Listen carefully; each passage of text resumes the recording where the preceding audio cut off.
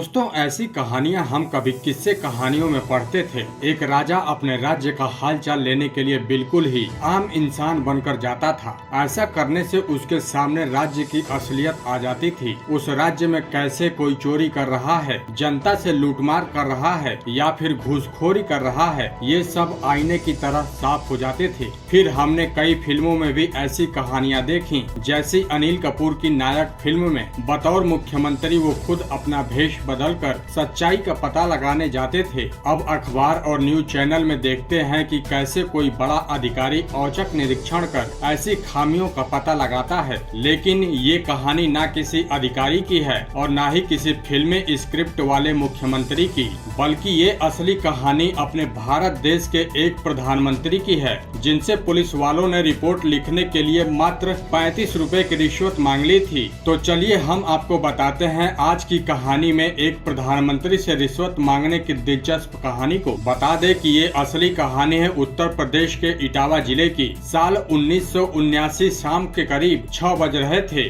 मैला कुर्ता, मिट्टी से सनी धोती और सिर पर गमछा डाले एक किसान परेशान होकर थाने पहुंचा। उस थाने का नाम था उसराहार। दुबला पतला खाटी गांव का एक बुजुर्ग, उम्र करीब 75 साल के आसपास, पैरों में चप्पल भी नहीं, थाने में घुसने से थोड़ा डर रहा था। वहाँ पुलिस वाले तैनात थे, लेकिन डर के मारे वो बेचारा बुजुर्ग किसान कुछ बोल नहीं पा रहा था। कहीं दरोगा जी उसकी बात का बुरा न मान जाएं। फिर एक हेड कांस्टेबल खुद ही इस किसान के पास आता है, सवाल पूछता है कि क्या काम है। परेशान किसान कहता है कि अरे दरोगा जी, मेरी जेब किसी चोर उचक्के ने काट ली, उसकी फरियाद लेकर थाने आया हूँ, मेरी रपट लिखिएगा। ये बात सुनकर थाने के बाहर ही टेबल कुर्सी लगाकर आराम कर रहे एक हेड कांस्टेबल की नजर उस किसान पर गई। अपनी कुर्सी पर ऊँघते हुए उस हेड कांस्टेबल ने सिर उठाया और किसान को देखा। फिर पूछा कि अरे पहले ये बताओ कि कहाँ तुम्हारी जेब कट गई, तुम कहाँ के रहने वाले हो। इस पर उस किसान ने जवाब दिया कि जी मैं मेरठ का रहने वाला हूँ, यहाँ इटावा में अपने एक रिश्तेदार के यहाँ आया था। यहाँ बैल खरीदने के लिए पैसे लेकर अपने गाँव से आया था। रास्ते में पैसे लेकर जा रहा था, उसी समय किसी ने मेरी जेब काट ली, उसमें रखे कई सौ रुपए चोरी हो गए। अब वो पैसे नहीं मिले तो बहुत बड़ी मुसीबत हो जाएगी। बड़ी मुश्किल से खेती से हम पैसे जुटाकर यहाँ आए थे। अब रपट लिखकर चोरों को पकड़ने की बात सुनकर कुर्सी पर चौड़े होकर बैठे हेड कांस्टेबल ने फिर से सवाल दाग दिया, जैसे कि पुलिस वाले अक्सर और आज भी करते हैं। हेड कांस्टेबल ने कहा कि अरे बाबा, पहले ये तो बताओ कि मेरठ से इतनी दूर क्यों बैल खरीदने आए थे। पहले तो यही बात समझ में नहीं आ रही है। दूसरी बात की क्या सबूत है कि तुम्हारी जेब ही काटी गई। ये भी तो हो सकता है कि वो पैसे कहीं गिर गए हों, या फिर कहीं पैसे उड़ा दिए हों, या फिर दूसरी मौज मस्ती करने के चक्कर में तभी तो कोई उतनी दूर से यहाँ आएगा बैल खरीदने। फिर घरवाली के डर से चोरी का नाटक रचा रहे हो। अब इस तरह पुलिस वालों ने इतने सवाल पूछे कि वो खुद भी चकरा गए। कुल मिलाकर पुलिस वालों ने कह दिया कि चाहे कुछ भी कहो, तुम्हारी FIR तो नहीं लिखी जाएगी। अब नौबत ये आ गई कि वो बेचारा किसान क्या करता, बिना रिपोर्ट कराए जाए तो भी कैसे। परेशान होकर बिल्कुल मन रुआंसा हो गया। उस कुर्सी टेबल से थोड़ा दूर आकर सिर पकड़कर बैठने लगा।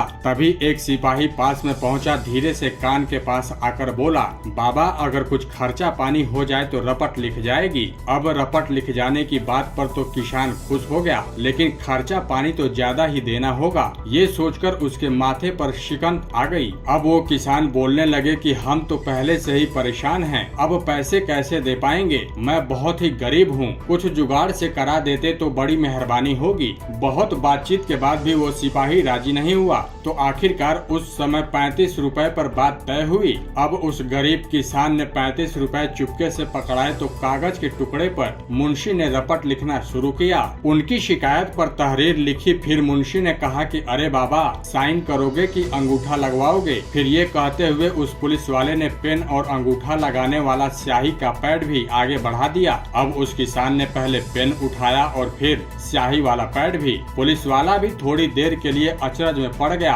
कि आखिर ये करेगा क्या, साइन करेगा या फिर अंगूठा लगाएगा। अब वो पुलिस वाला इसी उधेड़-बुन में था कि आखिर ये किसान क्या करने वाला है। तभी उस किसान ने कागज पर अपना साइन किया और फिर अपने मैले कुचैले कुर्ते की जेब से एक मुहर निकाली। उसी मुहर को स्याही के पैड पर लगाकर कागज पर ठोक दिया। ये देखकर पुलिस वाला फिर अचरज में पड़ गया। इस किसान ने जेब जेब से कौन सी ऐसी मुहर निकालकर ठप्पा मार दिया। उसे देखने के लिए तुरंत कागज को उठाया और पढ़ा तो उस पर साइन के साथ नाम लिखा हुआ था चौधरी चरण सिंह, और मुहर से जो ठप्पा लगा था उस पर लिखा था प्रधानमंत्री भारत सरकार। ये देखते ही उस पुलिस वाले के पैर कांपने लगे, तुरंत सैल्यूट किया और माफी मांगने लगा। ये देखकर बाहर कुर्सी लगाए बैठा हेड कांस्टेबल और दूसरे पुलिस वाले भी जमा हो गए थे। अब थोड़ी देर में ही पूरा थाने क्या बल्कि पूरी जिले में हड़कंप मच गया। आनन फानन में तमाम पुलिस वाले, अधिकारी और प्रशासन मौके पर पहुंचा। इसके बाद उस समय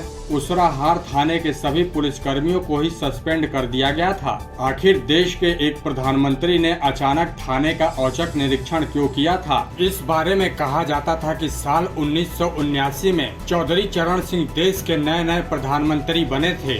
उस समय उत्तर प्रदेश के कई जिलों से किसान आए दिन उन्हें अपनी परेशानी सुनाते थे, उनको खत लिखकर अपनी परेशानी बताते थे। काफी किसानों ने बताया था कि पुलिस थानों में उनसे छोटे छोटे काम के लिए घूस लिया जाता है। इसी की जानकारी मिलने पर उन्होंने किसी सीनियर पुलिस अधिकारी को फोन पर नहीं हड़काया और न ही किसी प्रशासनिक अधिकारी को जवाब तलब किया, जैसा कि आजकल आमतौर पर बड़े बड़े मंत्री करते हैं। उस समय के प्रधानमंत्री चौधरी चरण सिंह खुद ही इस बात की असलियत लगाने यूपी पहुंच गए। वहां जब वो इटावा में अपने काफिले के साथ जा रहे थे तभी उन्हें याद आया कि इसी एरिया में उन्हें शिकायत मिली थी, इसलिए थाने से कुछ दूरी पर ही उन्होंने अपने काफिले को छोड़ दिया। फिर सबसे पहले अपने जूते उतारे, उसके बाद पैदल जाते हुए पास के खेत से मिट्टी उठाकर अपने कपड़ों पर रगड़ लिए। सब कुछ पर ऐसे मिट्टी लगाई जैसे लगे कि वो एक गरीब और असहाय किसान हैं। उसके बाद वो उसराहार थाने पहुंचे थे, जहां पर उनसे 35 रुपए की रिश्वत मांगी गई थी। आपको बता दें कि अब ये उसराहार थाना जिला औरैया में पड़ता है, लेकिन चौधरी चरण सिंह का ये कोई पहला मामला नहीं था